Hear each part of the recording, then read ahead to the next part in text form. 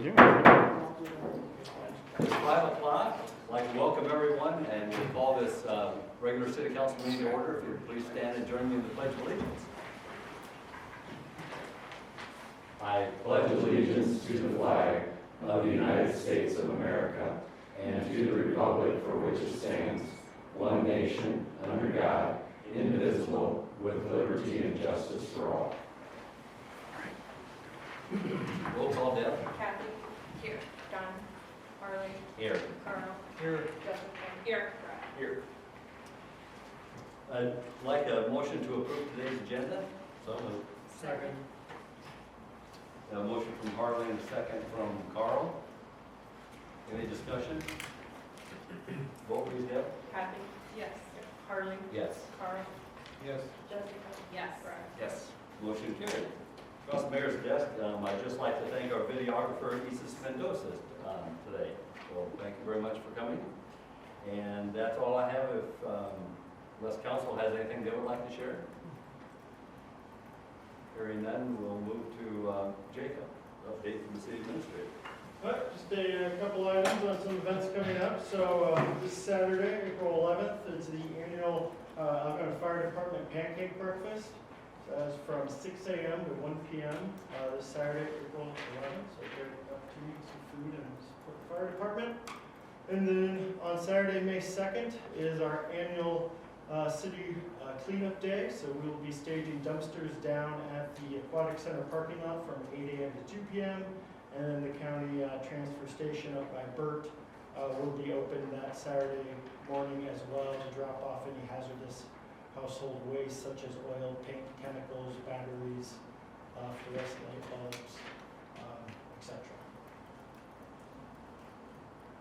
And then I think I shared this at the last meeting, but our it's just an electronic publication is all, but our spring March 2026 edition of Neighborhood News has been put out. That's on our website, but we push it out on our city Facebook page. Which is kind of a more frequent version of our larger city newsletter of what's going on in the community. Speaking of what's going on, I'll invite Matt Cole up to give a few updates on some of the construction activity we saw resume here Monday and will be coming up. Thank you, Jacob. Caster started back in town today on the Nebraska-Torrington parking lot downtown project. Setting forms and getting ready to pour some concrete this week along the south side of Nebraska Street in front of Dairy Queen, some of the banding behind the curb that's remaining, and then potentially if the weather holds out, pouring the panels in the alley on Friday to have it just closed over the weekend to kind of minimize the closure down there during delivery and garbage pickup route days. The parking lot should remain open for the majority of all that work off of Thornton, so no real access concerns other than just the alley being closed. They've indicated about 1 month total of work with concrete, paver, and planting remaining items. So looking, early May to wrap that project up and get it completed and fully open to the public. Looks good after the winter still, so that's exciting. Other projects coming up, the railroad, CPKC, the 3 remaining crossings, has estimated a June start date for that work. So we have plans and specs done for those 3 remaining crossings on Main Street, Rome Street, and North Park Drive.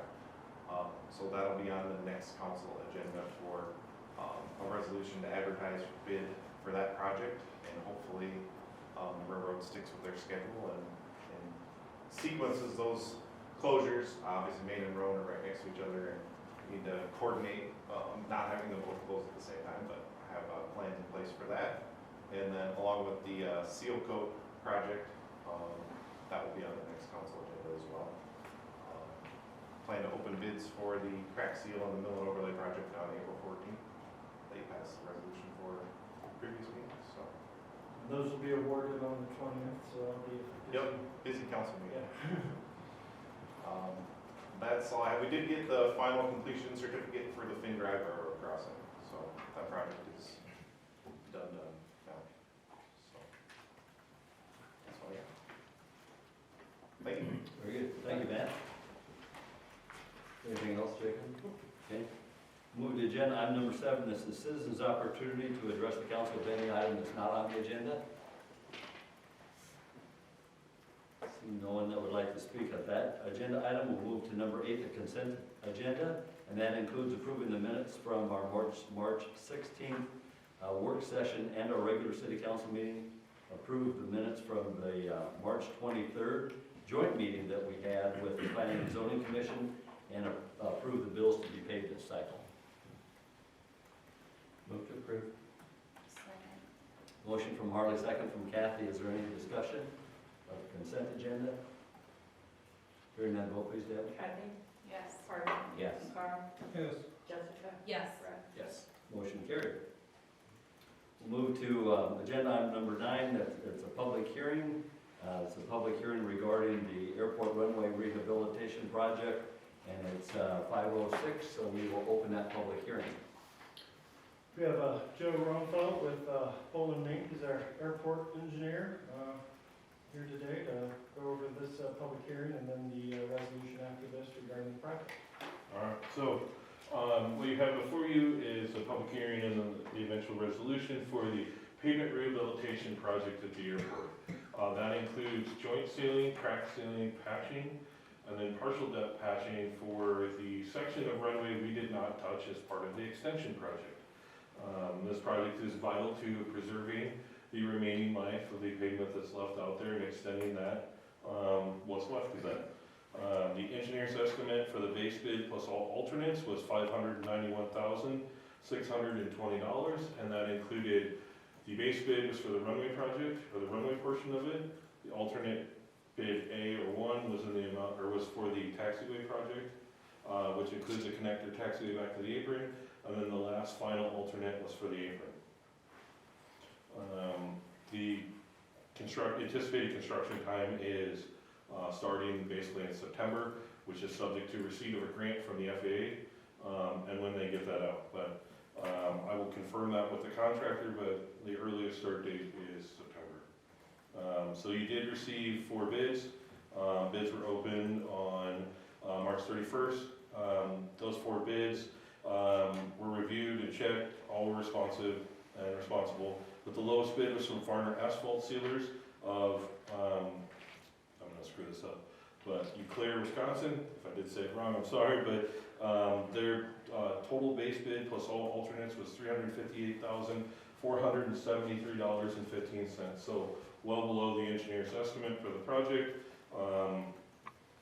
And we did check it, and I have worked with them before, so at other airports as well. So they are used to working on FAA projects. We have not received any other comments on the Okay. project.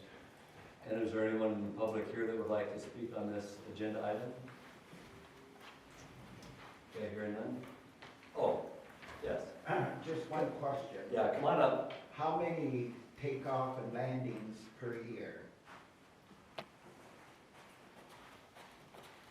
All right, so I did not look at that exact number before I left, but I believe according to the master plan, it's roughly, I think it's estimated at, I think it's between 8 and 10,000, but that number could be confirmed, and we could provide that number, but yeah, I think it's roughly that from what I remember looking at the master plan previously. As I recall off the top of my head, of the last airport study, we averaged 22 flights a day, so that would, times 365, that would be just over 8,000 a year.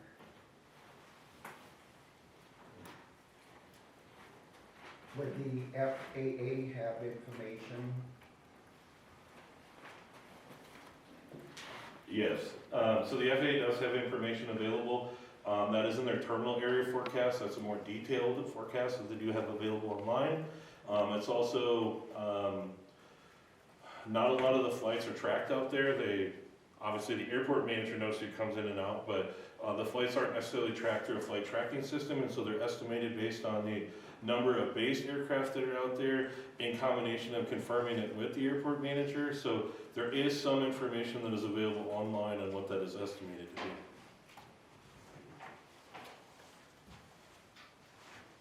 Okay, thank you. It's 5:10 then, and we will close the public hearing, and we will move to new business agenda item number 10. And this is a resolution awarding construction contract on the runway rehabilitation project. Sure. So I gave some of the information related to it. Again, the low bidder was Farner Asphalt Sealers with $358,473.15. Based on the bids received, I would suggest that you consider accepting the base bid plus all alternates, so which means doing the runway, the connecting taxiway, and doing the apron. And so the patching was primarily focused on we started with priority, but it's primarily focused on the runway, with a little bit of patching on the taxiway, with just joint and crack sealing on the apron. And then the taxiway and runway did include joint and crack sealing. And then funding for this would be through 2 grants that are 95%. Thank you. Yes. So there are two grants that you would use. One of them is your EIP entitlement dollars that you have available, plus any of the IJA money so that you have left, which would be the Infrastructure Investments Job Act. And this current fiscal year, the city's share of that is 5%, where FAA covers 95% of that. And your total for the project with engineering is $23,750.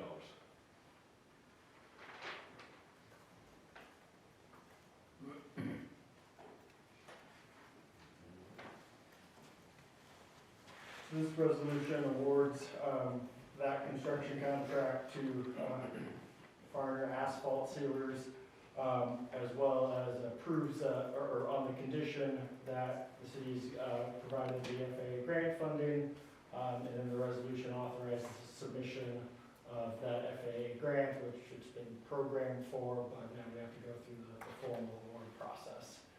So that's the kind of why it would start in September, is we'll get ready, we'll submit this to the FAA, and then it will sit in the queue for a bit, I suppose, or? That is correct. So historically, the last couple of years, the grant has come back in late July, August time frame.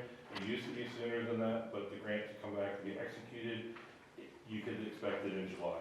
They have to have all the grants done for sure by September 30th because their fiscal year ends. Which is why I originally gave the date of the earliest start date as September 1st with the contractor, which should give you time to get the contracts, get everything signed, and then issue a notice to proceed if they're ready to do it this fall. And we did not specifically tell them the time they had to do it. We did not say it had to be done this fall or next spring.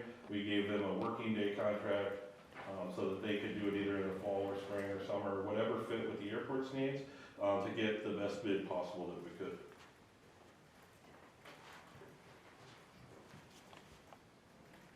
Move that we award the bid to this Farmer Asphalt Services, the low bid.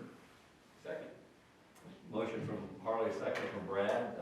Any discussion? Do we need to say that it's with the recommendations from the engineer? I know you mentioned that taxiway and everything, or is that part of this resolution? Or is that, if you just want to clarify that for the base bid as well as both alternates? Yes, so the engineer's recommendation was based on the base bid plus all alternates. Okay. Any other discussion? Vote please, Deb. Kathy? Yes. Harley. Yes. Carl. Yes. Jessica. Yes. Brad. Yes. Motion carried. Thank you. Thank you, Joe. Thank you. Agenda item number 11 is to consider a request to waive storm water management development requirements for Seton Grade School addition.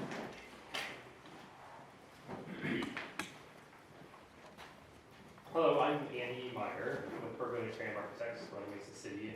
I was absent at the last meeting. I was on vacation. I was on the phone, but I was actually having a little hard time hearing afterwards. But I did follow up with Matt and my colleague Kevin Diggins, who was here that evening.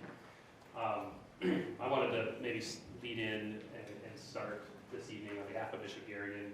One piece of the puzzle that was left out of the conversation last month was where this project roots and stems from was an original exploration of us putting this addition on it at Garrigan on the Garrigan campus. The elementary that we first explored expanding was at the north end of the school, and ultimately, to long story short, what we landed on was just a roadblock from cost, because we were trying to do a good thing in an area where we knew opportunity for retention, which that campus does.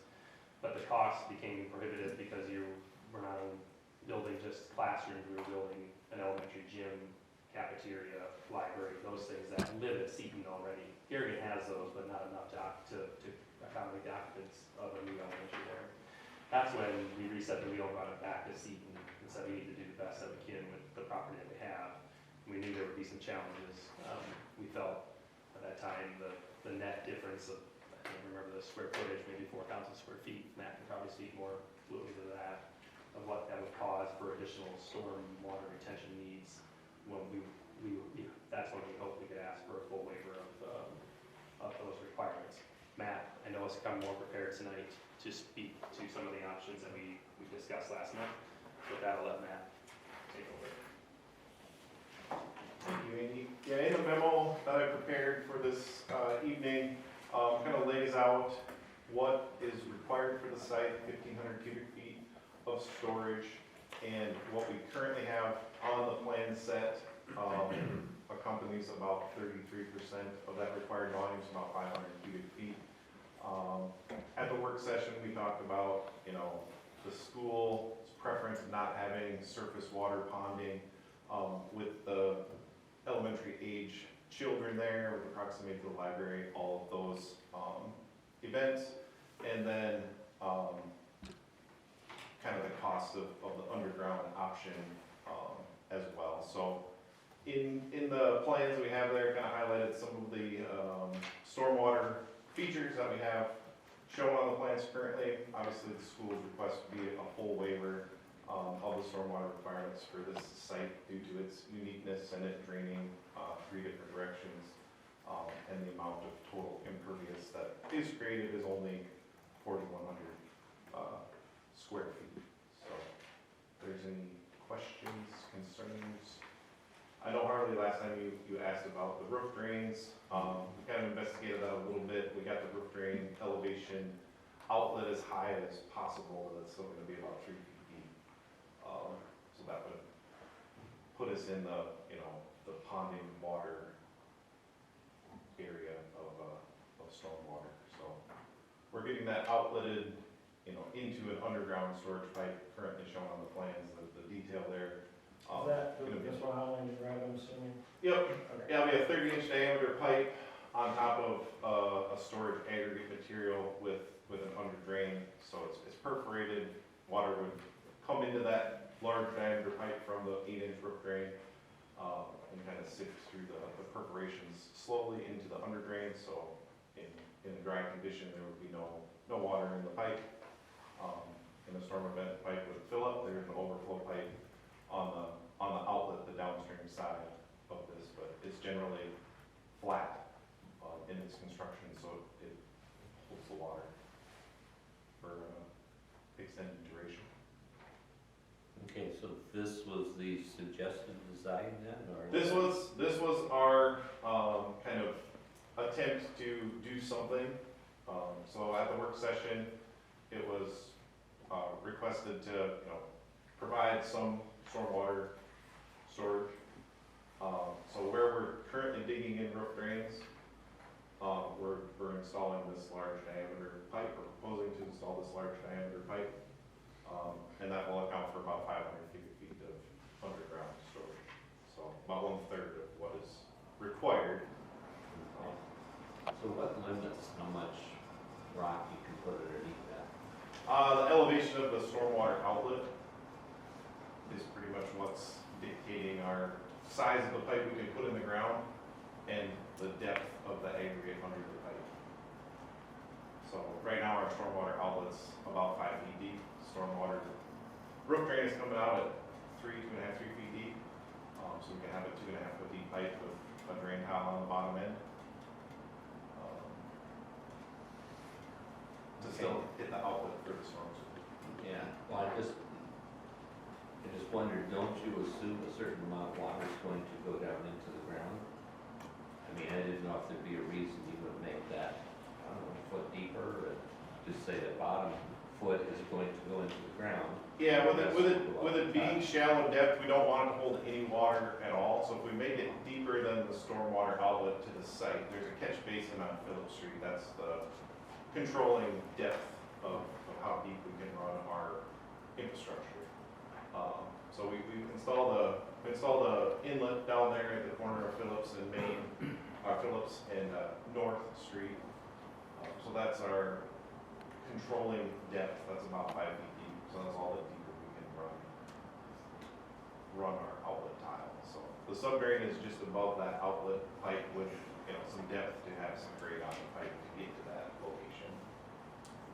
Because that's in the street, so our manhole that's picking up, all of the roof drains is within the sidewalk areas. It's kind of right by where the existing shed is, north of the electronic sign. Does this concept add much to your guys' expense? Is this I know you guys went fully underground storage. Yeah, I would say, John Redding kind of put some numbers together with what, he would do it for as a contractor. The full 1,500 cubic feet was in the, 40, 50,000 range. I would say this is still probably that 20 plus range to do anything. Underground storage is substantially more expensive than surface water storage where you're just digging a hole. I made my position pretty clear from the start that I feel like this area would be, the infrastructure there, the 3, separate storm sewers that it's serving, that a full waiver would be, in my opinion, acceptable. So I'll just repeat that for everyone. I think if that's gonna add 20,000, that, I don't think that would even be all that necessary. I think a full waiver would be okay in that area. And maybe you could add to that, just because I had some follow-up after the last meeting, and not being here, and appreciate that point, Brad. We did chat more with the Gary team since then, and they would be completely understanding of if the motion would come to the table of supporting that point, but needing to be accountable for it in the future. Something would be determined at a future date that there were water issues in this area that were triggered by the lack thereof of a retention system at this property, that those ideas can be implemented at a later date. Both this, what Matt's presented tonight, and the tanks, which are even more costly, that they could be done at a later date, and the team would be willing to agree to that. Yeah, I think that was Don's point at the work session last meeting. If it was factored into the future, I made a comment. Everything's more expensive if you do it after the fact. If the building's done, the contractors are gone, the grass is there, trees and everything. But the school is Certainly, willing to take that. Yeah, I think that's where we're taking some professional, insight from Matt and from Brad, just the reality of this being pretty much fully developed watershed, and probably not going to be a lot of water issue from it instead of the project. I really don't believe. I think the challenge with that approach would be is, okay, a couple of years down the road, we say, we've got storm issues in this area. Then it's gonna turn to a debate, okay, well, is it really from this, or is it from that? Yeah, how can we prove that? Yeah, Yeah. as opposed to just like, well, being responsible as a developer for taking care of the stormwater before it leaves your site from the beginning. I think it's a nice gesture, but I think in reality, like, that's just not gonna be a practical, way to go about determining, okay, well, this one, no one drop of water causes a flood. Sure. But it's, as we develop, making sure we're requiring, at least minimum levels, or given the site conditions, reasonable, at least a reasonable minimum of that on site, so you're not just laying off private property, piping it directly, entirely into the public system, because our pipes aren't sized for that. And then if we do have to upsize them, that's an expense the city we're having to incur from that water that's coming from a private property. So, I generally kind of like the approach of kind of using that pipe, and like we can get something if the council's is interested, what can we do to accommodate them? I think we still want, how much can we get that's still reasonable? I strongly encourage as opposed to just doing a blanket, no requirements for anything, because as we continue, we have more frequent, higher intensity storm events, and, we need to kind of, plan for that. So we have a pretty conservative, stormwater development requirements already, and that we kind of, don't require for residential, we kind of spot everyone 10,000 square feet of impervious. And it's really just these, larger, developments that, okay, then that's when we go in and actually require, okay, something to be done that, exactly what. So, I think, based on the feedback or, heard from the discussion of the last meeting, I had talked with Matt about, and, what can we do in terms of capturing at least some of that, and this would be about, about a third of it. If that would be kind of a reasonable compromise, as opposed to just saying, well, it's the developer's choice not to have a wet pond, or the developer's choice not to have something that, can take water and then drop down, and we could just say, well, if you don't wanna pursue those options, and it's more expensive stored underground, that's a choice you're electing to make. And I think fully clear that, to Jacob's point, and we would agree with Jacob there, that would be unfortunate finger pointing. The Garrigan's perspective was, they would agree to that with the understanding that they would have to do this first. So, if there ever was a water issue, it would be predetermined that these pipes gotta go in the ground, exactly what Matt's saying, which would be in the ground if you go that route, already there. But if you go the other route of a full waiver, and then there is an issue, Garrigan would be on the hinge to put the pipes in the ground first. That's the perspective. So there's some predetermined steps versus just a kind of complete ambiguous unknown of, now we have a water issue, how do you pinpoint that on Seton or not, kind of thing. That was their approach to the conversation that we had, so. Would this pond be similar to the one that we have out here and the one at Teeth Park, where it's dry most of the time? If there was a pond that went in this site, it would be dry most of the time other than when it's raining. So they're designed to drain within 48 hours of a rain event. But this is entirely underground because the school does not want that option at all. Yeah. Even in, a 2-day time frame, that's not in their interest, and they would go underground before they did any surface storage. When you figure a third the volume, how many inches of rain is this determined on? So the stormwater requirements are the 2 10 and 100-year storm events. The pre-existing runoff and the post-construction runoff need to be the same. So we need to store 1,500 cubic feet of water, which is about 3 dump truck loads, if you're kind of a decent analogy. So this would store, 1 dump truck load. So I didn't calculate the entire, impervious area times, a half-inch rain event or a 1-inch rain event, but it would be somewhere in that zone, between a half and 1-inch rainstorm would be entirely stored in the pipe. Yeah. Well, that's certainly better than nothing. I mean, we're trying to deal with the problem here of the city's infrastructure only being able to handle so much. And that's normally why we make rules like this, or mandates for this kind of system, or retention. And I guess over the years, I've just seen too often when we have something in place and we waive it, within a couple of years, we are regretting that we waived it. And I almost feel like I'm doing the school project a favor by saying, well, let's do this now.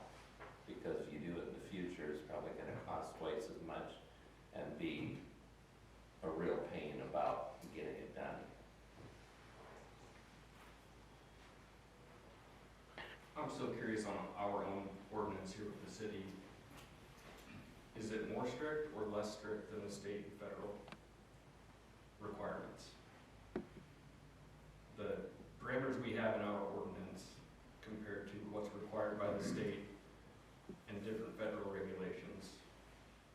So it's The ordinance is it's a local control issue for managing our infrastructure and runoff and flash flood, so there's nothing from, I'm aware of, I don't know on the permitting side, but, if you're jumping up, I'm not aware of anything that, from a state or a federal permit you have to obtain. Right. For, other than just protect, like a SWIP for it during Yep. construction. I feel like it would be hard to have one, because every area gets different water, different drainage is different, and But our ordinance is in place because there's stormwater retention requirements by the state, right? No. Federal. No requirements for anything, stormwater retention. We're just dealing with our current plumbing system. If we were replumbing the whole city right now, we'd put everything in a lot bigger, and then we wouldn't have to worry about this. Because the water table outgoing in this area is very, very high, as we all know. So I think that's why this ordinance has come into effect. So as opposed to say like, with sanitary sewer, where we have a very detailed permit that is federal mandated, state managed, that is not the case like this. This is really, okay, on our local storm sewer system, how do we manage that? Because if the whole city was just piped directly underground, we'd have to build, aqueducts to handle that. It's just not practical or feasible.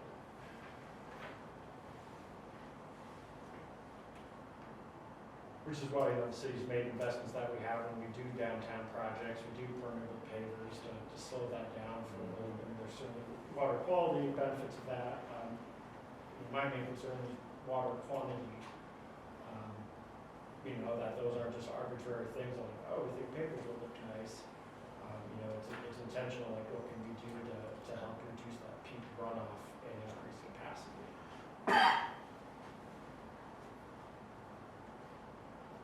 Yes, that's part of why I was asking the question earlier.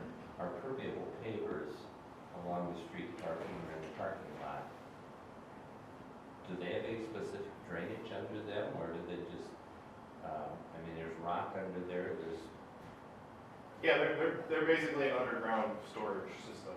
yeah, So there's perforated tile underneath those with, depending on how much the watershed is running to, various depths of large and small sized aggregate, okay. to store water in those, to leach into those perforated pipes, slower than it would just run into an intake and into the storm pipe. So they, your permeable paver sections on Dodge Street and Threads and now on the Nebraska Street parking lot are basically underground storage systems. So it all goes down to the river eventually? Yep. You Yep, it's all interconnected to the city infrastructure. You're not expecting any percolated ground? Not on those systems, no. It's all clay around here, so there's not much infiltration into, more than the topsoil of, growing grass and stuff. But there's no volume of water that we can get into the ground to any depth before it hits, hard clay that doesn't drain any water through it quickly.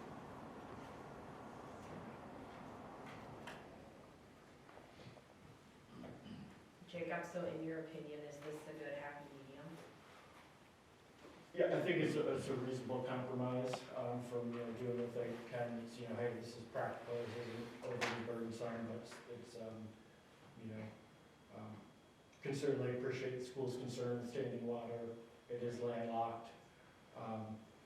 And just, from a usability standpoint as a school and, having green space, in a yard for, it being a school and the nature of it, I think there are some grounds for this that I would look at differently if it was just a commercial office building.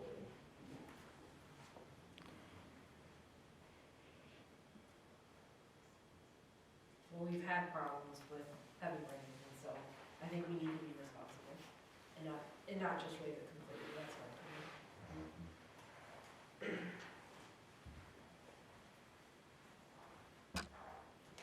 I still am under the opinion that it should be waived completely, so I'll just make that stance clear.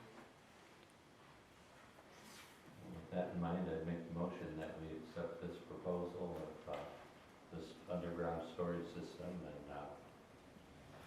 waive the additional 2/3 storage requirement that would be required normally. Second. A motion from Marley, second. So, just so I understand, we're moving to approve with the water storage then? Okay. I just want to clarify that then this issue will be closed. So if in 5 years, 10 years, there is a water concern in that neighborhood, we will not be then required to increase our storage.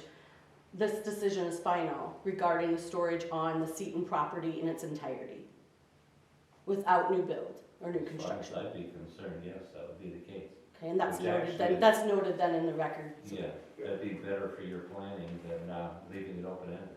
Correct, no, I would not agree to open-ended at this time if we were gonna, Well, discussion goes, it was pointed out that there wouldn't be any space for anything larger than what this was. On this site, we could fit the full 1,500 feet underground. It would go, these pipes that are shown kind of as a T would be just linear in that green space, the amount of length that's needed. So it'd be 3 times the amount of that pipe required in that space. It would go from the sewer service all the way down to the manhole. So it would fit under the ground in this site, the full 1,500 feet. But after the work session, we kind of got direction of, do what you can, because it was gonna be, that system is, substantially more expensive than this one. Yeah, I think this would be a reasonable compromise.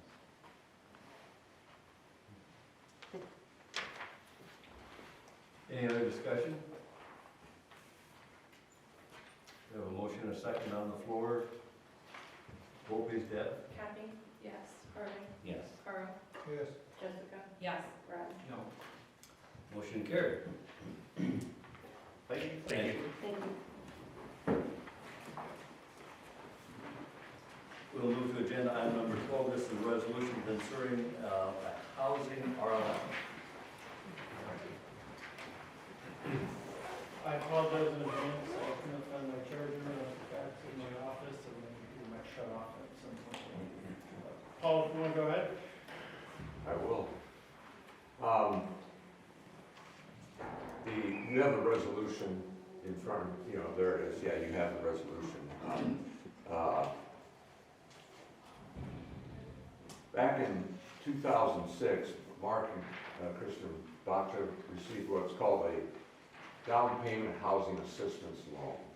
And the loan is, you get money, and in this case, it was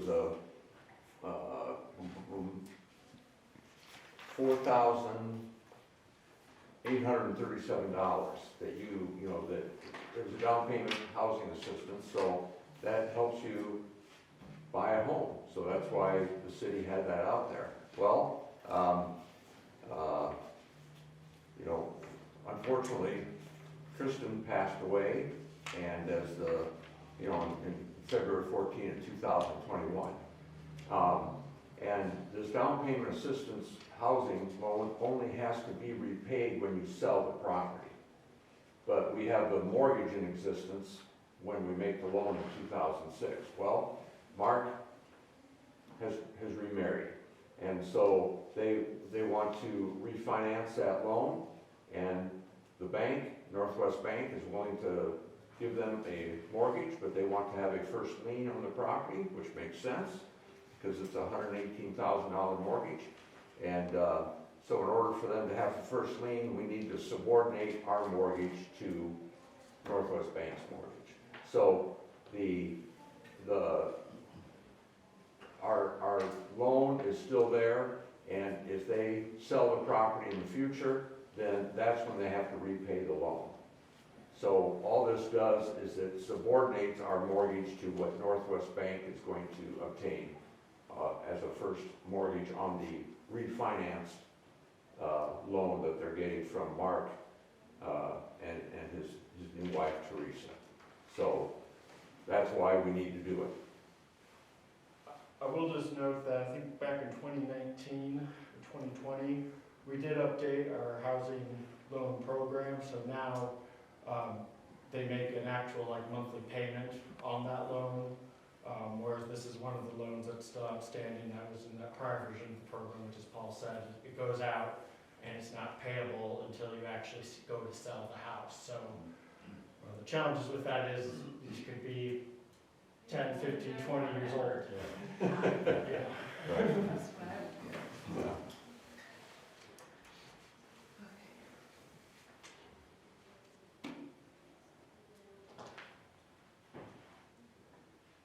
Make a motion for this resolution. Move to approve the resolution, there we go. Okay. Brain doesn't work. Motion from Brad, second from Kathy. Any other discussion? Do I have to abstain? It's up to you if you want to, Jessica. I Do mean, we have enough to vote without one? you s- Yeah. it'll still pass even if you abstain. Okay. Good question. Okay, vote please, Deb. Yes. Harley? Yes. Carl? Yes. Jessica? I'll abstain then. Brad? Yes. Motion carried. Are Thank you. there a lot of loans like that? We've Just got out of like curiosity. a lot, I think you gave me there's 5 that are within. The old type, I mean. Yeah. There's Oh, 5 more that we will be interesting. handling. And Okay. so, but again, this came up because it was going to be refinanced. Right. And those don't come up that often, but if they do, we'll handle it. Thank you. Okay, thank you. Then on number 13 is a resolution setting public hearing regarding our proposed fiscal year 2026-27 city budget. So this resolution is for the public hearing proposed to be on April 20th at 5 o'clock here at City Hall, which would be on the proposed.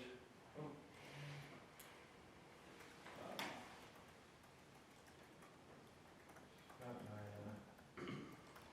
screen turned way down, so it's hard to see.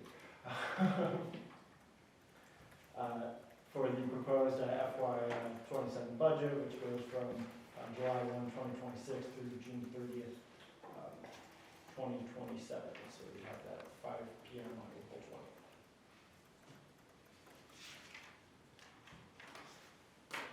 Move to approve. Second. Motion from Jessica, second from Kathy. Any discussion on setting this public hearing date? Vote please, Deb. Kathy, Yes. Harley, Yes. Carl, Yes. Jessica. Yes. Brad. Yes. Motion carried. Agenda item number 14 is to approve a pay application for the wastewater treatment facility. Yes, this is pay application number 23 for Woodruff Construction in the amount of $589,647.81, and is for work and materials utilized in the month of March. With it being spring here again, the new UV system is back installed and underway since March 15th. And then at our last construction meeting last week, we had officially switched over, I think that day before, to the new plant. So we are no longer running 2 plants. And they're doing the final kind of prep work and site preparations to begin the demolition of the old facility. Great. Move to approve. Second. Motion from Harley, second from Brad. Any discussion on this pay app? Hearing none, vote please, Deb. Kathy, Yes. Harley, Yes. Carl, Jessica. Yes. Brad. Yes. Motion carried. Agenda item number 15 is to approve an application for urban revitalization tax exemption. This tax abatement is for commercial property for Top Dog Brewery, submitted by Ben Gatton for the interior build-out and renovations they made to the building for an existing structure here downtown. They've elected the 10-year sliding scale on the reduction in property taxes on the value added by the improvements, which will ultimately be determined by this assessor. They did, Top Dog Brewery did open here this last week, and looks like they had It a, looks really good on the inside. yeah. Move to approve. Second. Motion from Brad, second from Kathy, to approve this application. Is there any discussion?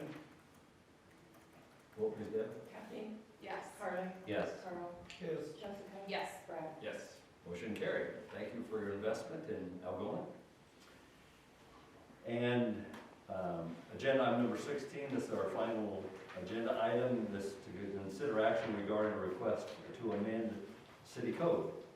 Within the city zoning code, section 17.4.240, back in 2018, the city adopted a temporary portable storage container ordinance, which is i.e. shipping containers. We had seen use of those kind of pop up. This was right before the time I joined the city, so my legislative history is limited on it firsthand. But we had inquiry about using storage containers in a more kind of developed fashion for outdoor storage, which are current as permanent outdoor storage. Standalone containers, which the current ordinance does not provide for. So this would be, item would be to refer to Planning and Zoning Commission for study and a recommendation. Wayne, if you want to get up and kind of share what you're thinking and kind of what, is prompting the, I guess I'll say kind of whatever, I think the kind of the question he raises, it's good to kind of one way or the other decide just for the, hey, is this going to be allowed or not allowed? By the ordinance, it kind of is a gap in the ordinance that we wrote in terms of how to address this situation that we're proposing. With being in the storage business, and in particular within that, the portable storage container business, I've been operating it in a organized, neat, professional manner. And I think the ordinance should and could allow that if it's done in that respect, in a neat, orderly, professional fashion. I think the ordinance was leaning more towards health and safety and welfare and unsightliness and those sort of verbs. The little bit that I've done has been in a neat and orderly fashion, and my containers are generally one trip. They're lined up nice and neat, orderly, they're not unsightly, and they've gone over not only in this community very well because they're affordable, but several other surrounding communities as well. So I was looking into it a little deeper and talking with Jacob and seeing if the ordinance could be changed to maybe further expand that particular type of storage in our town. And I guess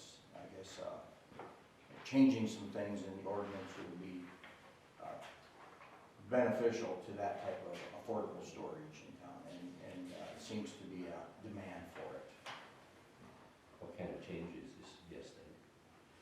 What kind of changes are you suggesting? Well, I'm already grandfathered in doing it Yeah. on my own, but So any, like, when we passed that ordinance, or anyone that was involved in like warehousing or trucking for them to have storage containers on their site for longer than 60 days is allowed. But it'd be, if you're, but I'd say you're a commercial business and you just want, a contractor needs one to store materials, then you need a permit. But if the nature of the business is warehouse storage, they're allowed. I think, one version of what was proposed is basically on a non-developed lot where there already isn't an existing storage facility of developing a, organized kind of grid system, series of these together that would be there permanently for use and be able to be leased out. There's, I've done some looking at some of the other cities, some have looked at, like, they require, okay, if there's going to be a permanent storage container in a commercial district, which, they limit it to commercial, well, then it has to be attached to a permanent foundation. Or, it could be, okay, it can only be there if there's a primary structure on the lot. Or if it's, an accessory use, I guess back to the primary structure, or, it occupies no more than a certain percentage of the lot. Or some of the versions that we've kind of seen in other communities of kind of finding that happy medium. Or, if it was the will of P&Z and the council, just say, hey, we know there's a need for storage, as long as it's not creating a nuisance. We don't mind if there's a whole series of storage containers set up. What's kind of, kicking it into this scenario is that it's not, like the containers he has as existing storage facility, that's fine, because that lot has a structure and it's for storage. Whereas the kind of scenario we were looking at was it's a vacant lot without any existing buildings on it that would be turned into the permanent home of these storage containers to be leased out. Do you have like a picture of what one of these looks like somewhere else? Or what it would potentially look like if you Well, you would drew the make line? it basically look like your permanent storage facilities, right? You need to have Correct. the overhead By, door Right. and whatnot. by Iowa Lakes Community College, there's 103 of them out there. Okay. And then under the water tower, on my main storage facility, There's there's some over there. about 35 of them out there. Okay. Yeah, and you can get an idea of what they What they look like and how they're organized. So it's systematically. Which is good that I don't even notice where they are. Right, It says a right. lot to it, then I can't even picture them right now because they Right. don't stand out. Right, they don't, and the majority are the upper crust of the containers in the, what they call one-trip category, where they've been used once and come over, so there's lots of other options, but I've chose to, about 98.5% of them be one trip, which they cost more, but they're effective and they're safe and they're not hideous, and they're good for the customer, and so what I would do is just an extension of what I've already done in that line of storage. It would replicate that. So Wayne, would this produce additional tax revenue for the city? It doesn't right now, and this would not, because they're not permanent, they're temporary.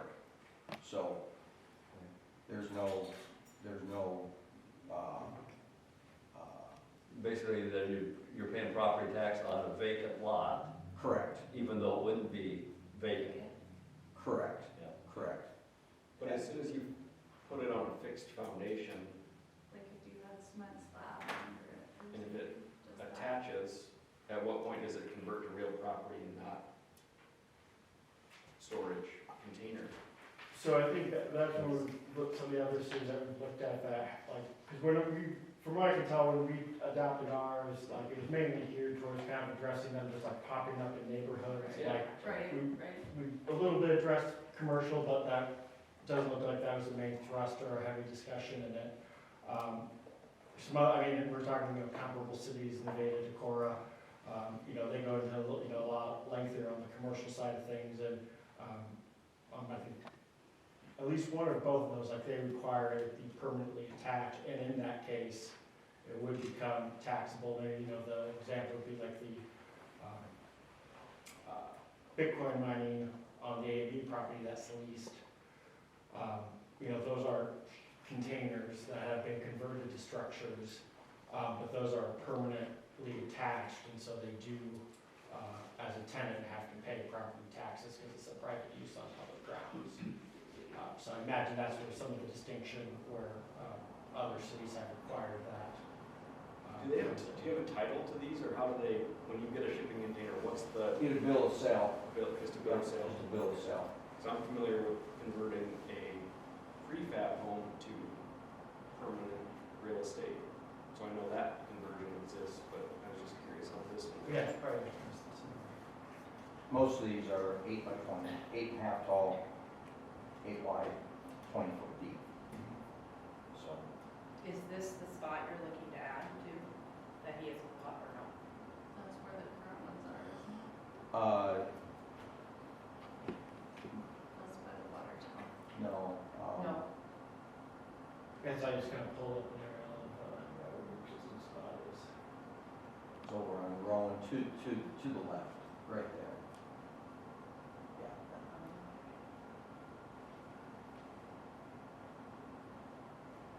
Not highly visible, but it's back a ways from commercial and diagonal, about a block next to the railroad track and, It is zoned light manufacturing. Right. So we can move this around. Okay. Yeah, I could see making some changes, probably zoning dependent, wouldn't want to see empty lot out residential filled with them, correct. but the next step here would be to hand this off to P and Z. So I think it's, certainly makes sense to have them look at it and give some advice on it. So, I, in having good conversations with Jacob here, I've showed him my facilities and, what we're doing and, I would rather comply than not. And it's being done here in town in compliance. It's not in compliance. So there's others that are already doing it in a non-compliance type fashion. I get along with everybody here in town, but I just thought if it's good enough to be done there, it could be good enough to be done here, or it can't be done at all, so. I will say when that was brought to our attention or, knowing that, like, well, we want to refer this to, council and planning and zoning on that one, we're now aware of it, we just kind of put a pin in it. We don't want to move forward with enforcement action if in, a month and a half, we might be changing the ordinance and it would be allowed, but, if ultimately what's being done elsewhere, if council just came back and said, no, we have no interest in this, then we would, move forward with addressing where that's currently going on. I would move that we forward this to P and Z. I'll second. Motion from Harley, second from Brad, to forward this agenda item to P and Z. Is there any discussion? Thanks for coming. Go on out and tour around, take a look at it, so. Yeah. I'm talking about it. Thank you. We have a motion and a second. No other discussion, vote please, Deb. Kathy? Yes. Harlan? Yes. Carl? Yes. Jessica? Yes. Brian? Yes. Motion carries. Brings us to the end of our published agenda. It is 5:58, and I would entertain a motion to adjourn. So moved. Second. We have a motion and a second. The meeting is adjourned.